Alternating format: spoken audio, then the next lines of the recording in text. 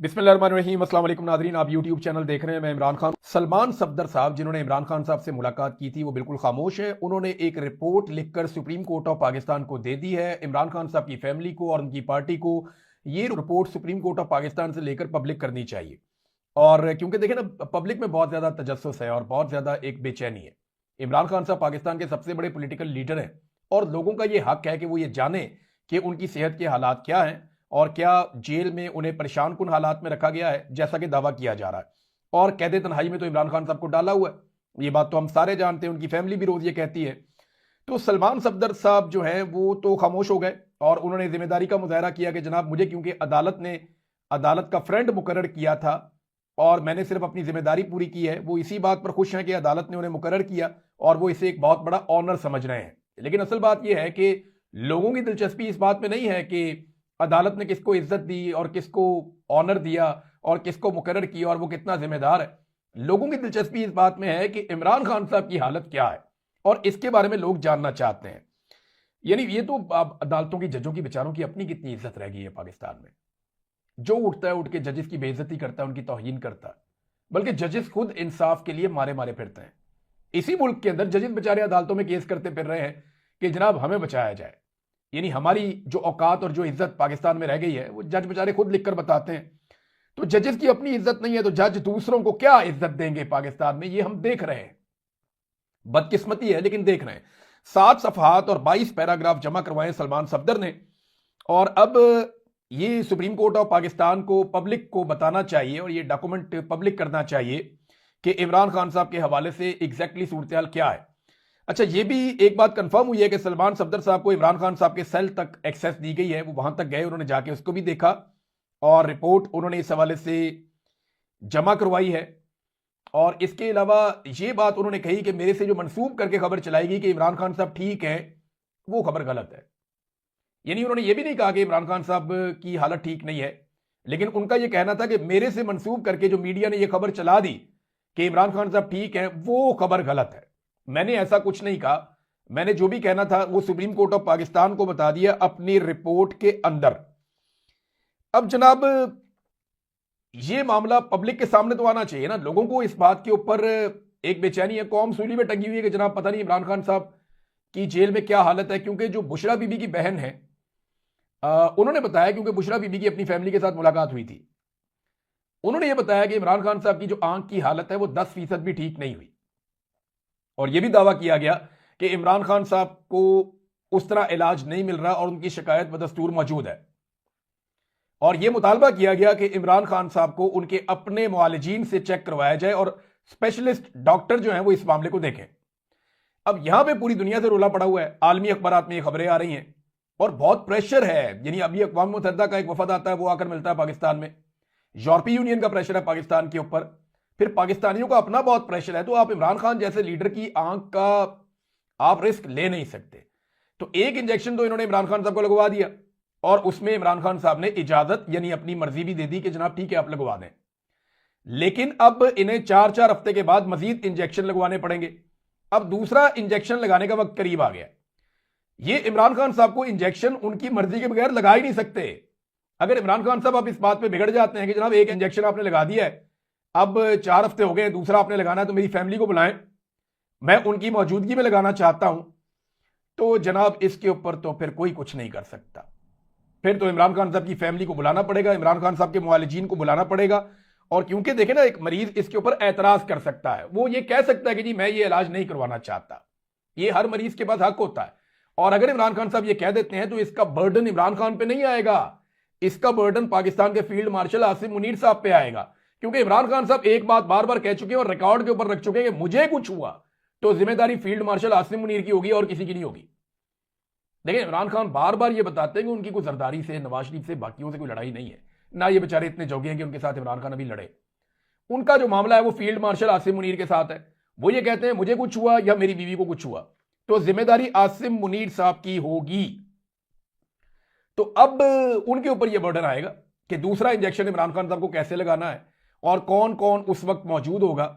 कुछ लोग बार बार ये बयानियां बना रहे हैं कि जनाब इमरान खान साहब की कोई डील होने जा रही है। तो मेरी 2 चीजें मैं उनके सामने रख देता हूं, क्योंकि 2 ही लिटमस टेस्ट हैं हमारे पास। देखें ना, डील हो रही है तो कोई सबूत आपको देना पड़ेगा।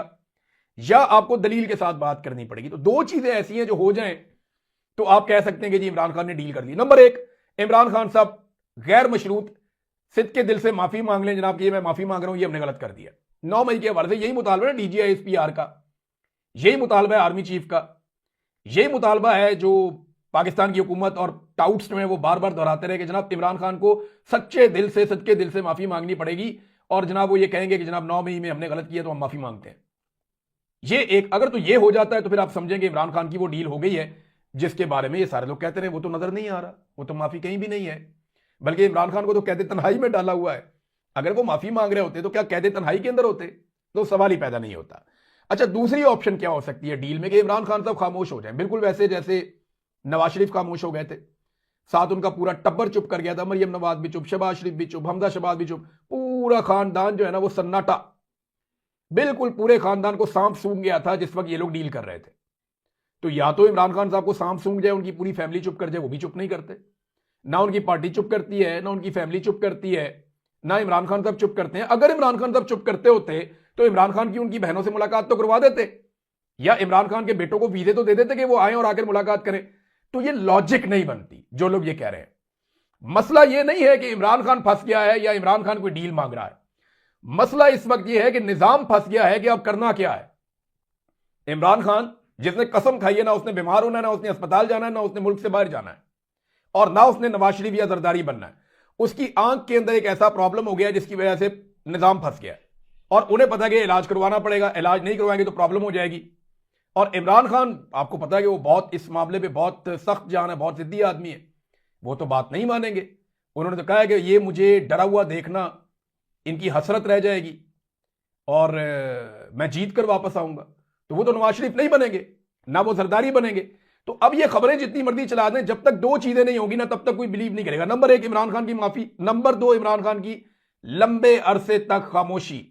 अगर ये दो चीजें ये मैनेज करके दिखा दें कि इमरान खान भी चुप, उसकी फैमिली भी चुप, उसके लोग भी चुप, और साथ में ये मैनेज करके दिखा दें कि जनाब इमरान खान साहब ने माफी मांग ली, तो फिर तो हम मान लेंगे जनाब कोई डील हो गई है, कोई डील हो गई है, कोई मामला तय हो गया, खबर भी आपके सामने आ जाएगी। लेकिन अगर ये नहीं होता तो फिर काहे की डील है?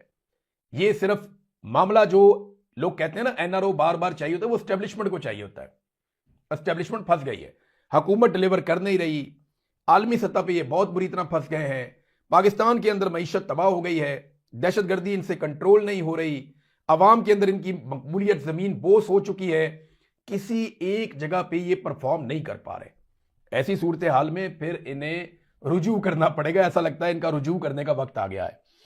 नाजरीन, इमरान खान साहब को नेक्स्ट इंजेक्शन लगना है, इसके हवाले से सबको नजर रखनी पड़ेगी, पाकिस्तान तहरीक इंसाफ को, इमरान खान साहब की फैमिली को, तमाम लोगों को नजर रखनी पड़ेगी कि किस वक्त उन्हें अब जेल से निकाला जाता है। पिछली मरतबा तो उन्हें नहीं पता था, लेकिन इस मरतबा वो जानते हैं कि वो दिन आने वाला है जब इमरान खान को जेल से निकालना है, तो फिर सबको नजर रखनी पड़ेगी। अच्छा जी, एक और ये खबर है नाजरीन, राजा अजहर साहब हैं, ये साबिक MPA हैं कराची से, फॉर्म 45 करें तो ये लोग फिर जीते हुए थे। ये फहीम खान साहब हैं, साबिक MNA हैं कराची से, और पेशावर से अली जमान एडवोकेट साहब हैं। इन्हें जनाब तीनों को उठाया गया अलग अलग जगहों से, और ये 8 फरवरी के दिनों में एक को तो कल उठाया गया और इनको उठा के इनको बदतरीन तशद्दुद का निशाना बनाया गया। इनकी तस्वीर और वीडियोज मैंने देखी हैं, इनकी आंखों पे पट्टियां बांध के, इनके सरों के ऊपर बोरियां चढ़ा के, ताकि इन्हें कोई देखे ना कौन लोग मार रहे हैं। नामालूम अफराद ने इनको बहुत बदतरीन टॉर्चर का निशाना बनाया। एक तरफ लोग कहते हैं वो डील हो रही है, इधर जो टॉर्चर है वो अंधाधुंध हो रहा है। और ये वही लोग हैं जो इमरान खान के साथ खड़े हुए हैं और इनके ऊपर बदतरीन टॉर्चर हो रहा है। तो पाकिस्तान की एस्टेब्लिशमेंट का किसी किस्म का कोई मूड नहीं है, और इस जुल्म और जबर के अंदर PMLN और पीपल्स पार्टी दोनों बराबर के हिस्सेदार हैं। आज अगर MPA और MNA को मार पड़ रही है तो कल बाकियों को भी पड़ेगी। यही मार पीपल्स पार्टी वाले, PMLN वाले भी खाए। अगर आज फहीम खान ने मार खाई है तो कल जनाब ये साद रफीक को पड़ सकती है, इसी तरह की मार और लोगों को पड़ सकती है, और जमहूरियत वार में पड़ सकती है, जमहूरियत वार में, क्योंकि ये जमहूरियत के लिबादे के अंदर सारा कुछ हो रहा है ना। इसका मलबा सियासी जमातों पे, पीपल्स पार्टी पे और PMLN पे गिरेगा, वो इससे बच नहीं सकेंगे। वो कि मिलिट्री एस्टेब्लिशमेंट जो है वो इसके पीछे मेन किरदार है, लेकिन ये सियासी जमातें पूरी पूरी सहूलतकारी इन मामलात में कर रही हैं। और ये वो बंदे हैं नाज़रीन जिनके ऊपर बाहर बैठ के बहुत सारे लोग इल्जाम लगा देते हैं कि जनाब ये गद्दार हैं, ये कंप्रोमाइज्ड हैं। यानी कभी बाहर बैठ के बड़ा आसान होता है ये कहना कि सर जावेद कंप्रोमाइज्ड है, फलक जावेद कंप्रोमाइज है, वो दोनों की तरह जेल में है। बाहर बैठ के कहना बड़ा आसान होता है कि फलानी शानदाना गुलजार कंप्रोमाइज है, कोई अफरीदी कंप्रोमाइज है, कोई फलां बंदा कंप्रोमाइज है, बड़ा आसान होता है। लोग अपना चूरन बेचने के लिए कह देते हैं। कोई कह देता है कि जनाब वो लाहौर से आलिया हमजा वो कंप्रोमाइज है, कोई कह देता है सलमान अकरम राजा जो है वो कंप्रोमाइज है। बड़ा आसान होता है कहना, पाकिस्तान में रह के लड़ना बहुत मुश्किल है। तो बाहर बैठ के ये चूरन बेचना अपने थोड़े से व्यूज के लिए बड़ा आसान है। मैं तो बड़े आराम से कह सकता हूं, मैंने तो बहुत मार खाई है, लेकिन मैं जानता हूं कि पाकिस्तान के अंदर जो लोग रहते हैं उनके लिए कितना मुश्किल है वहां पे सरवाइव करना, वहां पे मूव करना, वहां पे तहरीक चलाना। और लोगों के सबके हालात एक जैसे नहीं होते, लिहाजा ये थोड़े से होश के नाखून लें। जो लोग बाहर बैठे हुए फतवेबाजी करते हैं वो होश के नाखून लें और लोगों के लिए गुंजाइश पैदा करें। ये जरूरी नहीं है कि तमाम लोगों को आप गद्दार करार दे दें, तमाम लोगों को आप बागी करार दे दें, तमाम लोगों को आप कंप्रोमाइज करार दे दें। ये जरूरी नहीं है, ये गैर जरूरी है और इससे उल्टा कॉज को नुकसान होता है। बहरहाल जो लोग करते हैं वो करते हैं और एक्सपोज भी होते हैं। अब नाजरीन, ख्वाजा आसिफ की भी आवाज बंद कर दी गई कौमी असम्बली में, यानी अपोजिशन की आवाजें तो बंद होती थी, ख्वाजा आसिफ की भी आवाज बंद कर दी। यहां से आप अंदाजा कर लें कि जो आवाज बंद करने वाला ना, उसको इस बात से कोई सरोकार नहीं है कि ये हुकूमत का बंदा या अपोजिशन का है, ये वफाकी वजीर है या अपोजिशन लीडर है, कोई सरोकार नहीं है उसको। ये है कि बस बात मेरी मर्जी की होनी चाहिए, मेरी मर्जी की बात नहीं होगी तो मैं आवाज बंद करूंगा। ख्वाजा आसिफ की आवाज बंद होती है, अचानक से टेलीकास्ट रुक जाती है। तो वजीर दिफा है पाकिस्तान का, आप अंदाजा करें, पाकिस्तान का वजीर दिफा है। अब नाजरीन, मुझे अच्छी तरह याद है मरियम नवाज, ये हमजा शहबाज, ये बिलावल, ये अलीम खान, ये अलग अलग पार्टियों के मैं आपको नाम ले रहा हूं, ये सारे लोग दिन रात चूरन बेचते थे कि जनाब हमने तो किसी सूरत भी अवाम को रिलीफ दिए बगैर रहना ही नहीं है। इलेक्शन के अंदर के दावे क्या थे, मैं आपको जरा सुनाता हूं, ये जरा आप दावे चेक करें इलेक्शन के अंदर इनके। ये इलेक्शन में कहते थे जनाब कि हमने 300 यूनिट, कोई 200 कहता था, कोई 300 यूनिट कहता था कि हमने बिजली के बिल ही नहीं लेने 300 यूनिट तक के, 300 यूनिट तक का बिजली का बिल लेना ही नहीं है।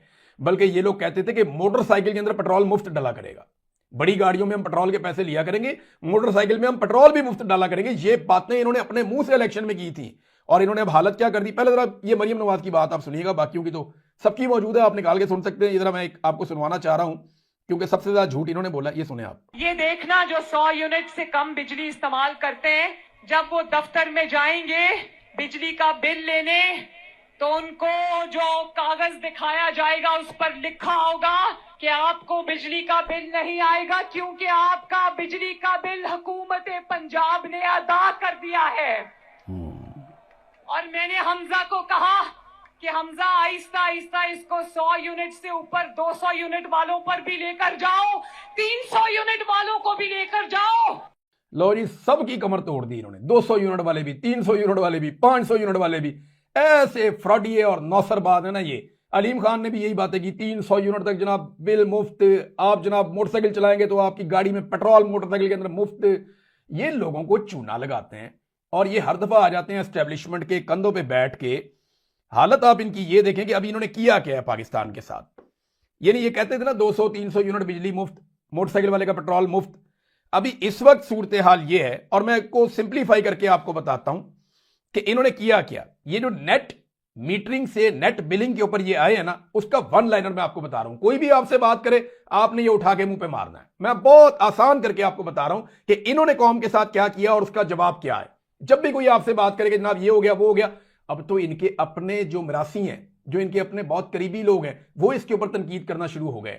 कुछ लोग तो बेचारे ऐसे हैं या उनकी इस लेवल तक ड्यूटी लगी हुई है कि वो अभी तक डटे हुए हैं, रातबखोर किस्म के लोग, कि जनाब जो कर रही है ठीक कर रही है हुकूमत, ये नेट मीटरिंग खत्म करके नेट बिलिंग। ओ भाई, तुमने लाखों लोगों के मीटर लगवा दिए, उनका पैसा खर्चवा दिया और अब तुम एंड टाइम पे आगे बाद में पॉलिसी बदल लोगे, लोगों की जेब पे डाका डालोगे। मैं वन लाइनर आपको बता रहा हूं, ये 2 जुमलों के अंदर सारा का सारा जवाब है इसका। गौर से सुनिएगा। आईपीपी, जिसमें शहबाज शरीफ के बेटे सलमान शहबाज का आईपीपी भी है, वजीर आजम के बेटे का आईपीपी, अगर वो 1 यूनिट बिजली बनाएगा तो 3 यूनिट के पैसे लेगा। मैं फिर आपको बताता हूं, वजीर आजम शहबाज शरीफ के बेटे सलमान शहबाज का आईपीपी और बाकी सारे आईपीपी ये मिलकर अगर 1 यूनिट बिजली पैदा करेंगे तो 3 यूनिट बिजली के ये सरकार से पैसे लेंगे और वो आम आदमी की जेब से जाएंगे। जबकि एक आम पाकिस्तानी इन्हें 5 यूनिट बनाकर देगा तो उसके बदले में 1 यूनिट मिलेगा वापस। अब आई समझ आपको बात की? यानी इनका 1 यूनिट 3 यूनिट के बराबर और आम पाकिस्तानी के 5 यूनिट 1 यूनिट के बराबर। ये इन्होंने किया पाकिस्तान के साथ जुल्म, और टैक्सेस आम पाकिस्तानी के ऊपर अलग से लगेंगे। ये है नाजरीन वो सच जिसे आपसे छुपाया। जनाब शहबाज शरीफ ने इसका नोटिस ले लिया, यानी रातबखोर सहाफी कहते नहीं ठीक हो गया, कमाल हो गया, शहबाज शरीफ ने इसके ऊपर नोटिस ले लिया। शहबाज शरीफ ने कहा नहीं जी ज्यादती है, मैं इसको चेक कर रहा हूं, मैं देख रहा हूं। अब नाजरीन जो एक सर्वे इन्होंने किया था गाजा के हवाले से, ये एक जाली सर्वे पाकिस्तान में करवाया गया था मुबैना तौर पे। ये 73% पाकिस्तानी गजा में फौज भेजने के हामी है। मैं क्लेम करता हूं कि ये जाली सर्वे है, क्लेम करता हूं। नहीं तो इसका सैंपल साइज हमारे साथ शेयर करें, हम चेक करवा लेते हैं सर्वे आपका असली है या नकली है। मेरे प्लेटफॉर्म के ऊपर सर्वे पड़ा हुआ है, आप यूट्यूब पे जाकर देख लें, आप ट्विटर के ऊपर जाकर देख लें। कुछ 6000 लोगों ने ट्विटर के ऊपर वोट किया है और कुछ 30,000 लोगों ने यूट्यूब के ऊपर वोट किया है। आप निकाल कर देख लें उस सर्वे को, उसका एनालिसिस कर लें, आपको पता चल जाएगा। वो कह रहे हैं जी 73% पाकिस्तानी खुश हैं कि फौज भेज दो गजा में। अब यह पता चल रहा है कि 8000 इंडोनेशियन फौजी गजा के लिए तैयार हो चुके हैं। अब मैं आपको बताता हूं जो सर्वे अभी हमने किया उसका रिजल्ट क्या आया। उस सर्वे का आप रिजल्ट देखिए। सर्वे में हमने सवाल किया था कि गजा फौज भेजने का फैसला यह दुरुस्त है या गलत है, आप इसके बारे में क्या कहते हैं, जो हुकूमत ने गजा फौज भेजने का फैसला किया था। तो इसके ऊपर हमने 2 ऑप्शन दिए थे, हां या नहीं। अब आप ये देखें कि इसमें जब हमने सैंपल साइज निकाला तो उस वक्त हमने लगभग 5000 का सैंपल निकाला था, अब 6000 के करीब हो गया है। 5029 का सैंपल हमने उस वक्त निकाला था और उसका हमने एनालिसिस कर दिया कि कितने लोग हक में कितने खिलाफ हैं। 4744 लोगों ने साफ कहा कैटेगोरिकली कि हम इसकी मुखालफत करते हैं, गजा में फौज नहीं भेजी जानी चाहिए। परसेंटेज बनती है 94.3। अच्छा जी, कितने लोगों ने हमायत की? 1.1%, यानी 54 लोगों ने इसकी हमायत की, जो तादाद बनती है 1.1%।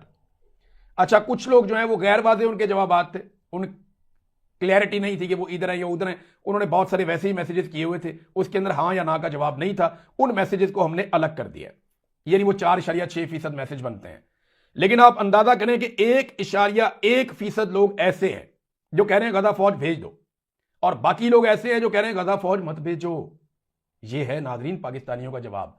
और वो कह रहे हैं जी 73% पाकिस्तानी कह रहे हैं कि गजा में फौज भेजो। ये कौम को चूना लगा रहे हैं, ये कौम से झूठ बोल रहे हैं, और झूठ के ऊपर इन्होंने अपनी इमारत खड़ी की हुई है। बहरहाल शहबाज शरीफ साहब ने एक जुमला बोला, उन्होंने कहा जी कि अल्लाह मुझसे पूछेगा कि दुनिया में क्या काम किया तो मैं कहूंगा कि मेरिट पर काम किया। शर्म नहीं आ रही मियां साहब आपको? आपने मेरिट पे काम किया। आपने अपने बेटे को वजीर आला बनाया, कौन से मेरिट पे बनाया? आपने अपनी भतीजी को वजीर आला बनाया, कौन से मेरिट पे बनाया? आपका भाई और आपका पूरा टब्बर इलेक्शन हार गया, फिर आकर आप असेंबलियों की सीटों पे बैठ गए और हुकूमतों में आकर बैठ गए। ये आप कौन से मेरिट के ऊपर हुकूमतों में आकर बैठे हैं जनाब? आपने काबीना बनाई, वो कौन से मेरिट के ऊपर बनाई? आपने बेशुमार महकमों के अंदर रिटायर फौजी अफसरान को लगा दिया, वो कौन सा मेरिट था जिसकी आपने धज्जियां उड़ाई? फिर मेरिट में एक्सटेंशन कहां से आ गई जनाब? मेरिट में फील्ड मार्शल का इस्तिस्ना कहां से आ गया जनाब? ये भी आप बताएं ना। आपके बेटे के आईपीपी को पैसे मिलते हैं, वो कौन से मेरिट के तहत मिलते हैं? बैरूनी दौरों पर अपना खानदान साथ ले जाते हैं, मुलाजमों को साथ ले जाते हैं, मनपसंद अफराद की फौज को अपने साथ ले जाते हैं, बड़े बड़े होटलों में जाके आप ठहरते हैं, ये कौन सा मेरिट है? 2200 बंदा आपने पंजाब में कत्ल कर दिया मावराए अदालत, ये कौन सा मेरिट है? मेरिट सिर्फ एक है, आपने शुगर माफिया के खिलाफ किसी किस्म की मेरिट पे कार्रवाई की हो, आपने गंदम माफिया के खिलाफ किसी किस्म की मेरिट पे कार्रवाई की हो। आपका सबसे बड़ा मेरिट का सबूत ये आईपीपीज हैं जो 1 यूनिट बिजली बनाते हैं, हम उन्हें 3 यूनिट के पैसे देते हैं। ये पड़ा आपका मेरिट, और आपने पाकिस्तान को डबो कर रख दिया है। किसी माफिया के खिलाफ आपने हाथ नहीं डाला। खैबर पख्तूनख्वा के पैसे आपने रोके हुए हैं, वो कौन से मेरिट के तहत आपने रोके हुए हैं? बैरूनी दौरे आपके, सारी चीजें अगर आपकी हम निकाल कर आपके सामने रख दें तो आप तो मेरिट की सर से लेकर पांव तक नफी है। अगर पाकिस्तान में थोड़ा सा भी मेरिट होता ना तो आप वजीर आजम ना होते, आप सिर्फ एक मेरिट पे पूरा उतरते हैं, और वो मेरिट है जो इंटरनेशनल मीडिया ने भी कहा और जो पाकिस्तान के अंदर भी मशहूर है, शू शाइन वाई, कि आप पॉलिश बहुत अच्छी करते हैं, ये आपका मेरिट है, और ये डोनाल्ड ट्रंप से लेकर नीचे तक सब जानते हैं। अब तक के लिए इतने, अपना ख्याल रखिएगा, अपने चैनल का भी। अल्लाह हाफिज़।